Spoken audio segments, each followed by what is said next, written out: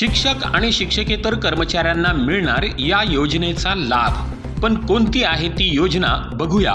परिपत्रक निर्गमित। राज्यातील शिक्षक आणि शिक्षकेतर कर्मचाऱ्यांना आयुष्मान भारत पंतप्रधान जन आरोग्य योजना खाली वैद्यकीय लाभ देण्याबाबत शिक्षण संचालनालय माध्यमिक आणि उच्च माध्यमिक यांच्यामार्फत दिनांक 5 मार्च 2026 रोजी महत्त्वपूर्ण परिपत्रक निर्गमित करण्यात आलेले आहे।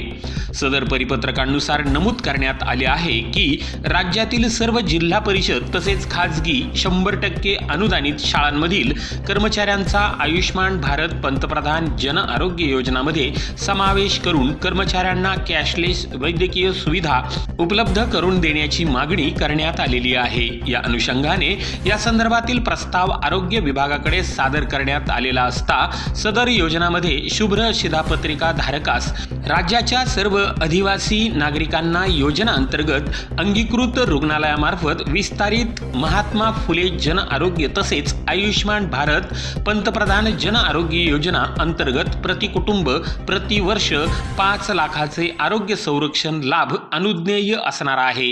या लाभार्थ्यामध्ये राज्यातील शिक्षक व शिक्षकेतर कर्मचाऱ्यांचा समावेश असल्याचे स्पष्टीकरण देण्यात आले आहे। धन्यवाद। ब्रह्मांड न्यूज नेटवर्क अकोले, अहिल्यानगर।